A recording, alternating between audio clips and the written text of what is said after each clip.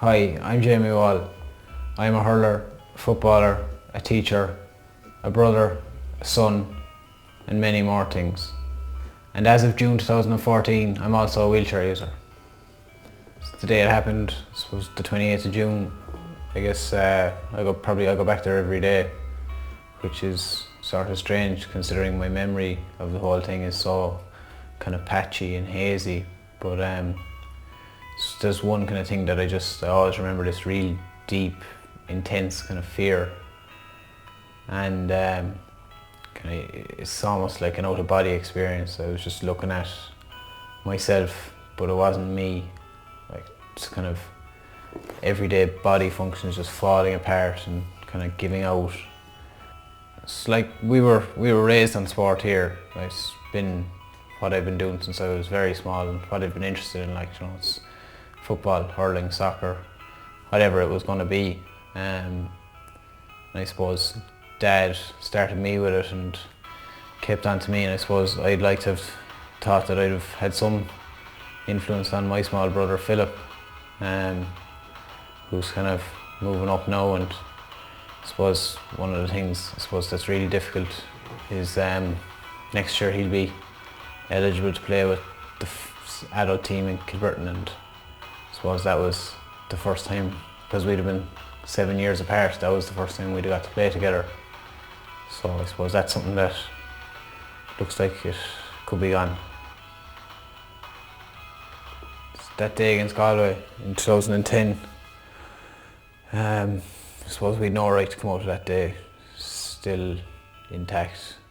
We were 9-10 points down with 10-15 minutes to go, and I suppose even at that stage we thought this is gone from us, but I suppose it was just kind of that attitude that, just kind of never giving up and never letting up attitude that had been kind of drilled into us from day one, and that kind of shone out.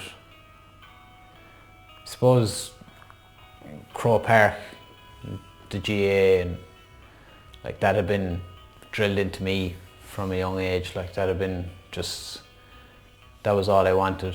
I mean, I remember going to Leinster finals in '96 as a Meath man, obviously, with family, friends, and kind of, I was only 3 or 4 at the time, and I suppose that stays with you. And kind of as I got a bit older, it became kind of less of a dream and more of an ambition. And then it became less of an ambition and more of an addiction. Kind of something that would get me out of bed in the morning, would, drag me over to Garrettstown at 6:30 before school when I was in my leaving cert year. Kind of crazy things that I'm looking at now, kind of thinking, were you a bit insane? But kind of, I loved that insanity. That was it was what made me tick. This past year, I'd imagine I've been on kind of the receiving end of some of the worst luck that you hope you're going to get.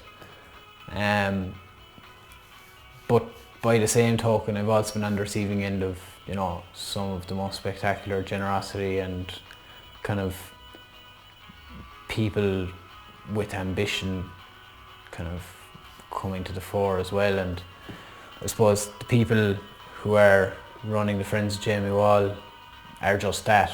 They're friends, they're relations, they're just people who want the best for me. Like it's kind of like, it's like my new club, really. Like, that's, and I can't thank them enough for the work they're doing for me, because with me at the moment, I suppose the way I want to tackle the future, or at least the immediate future, is I want to push boundaries.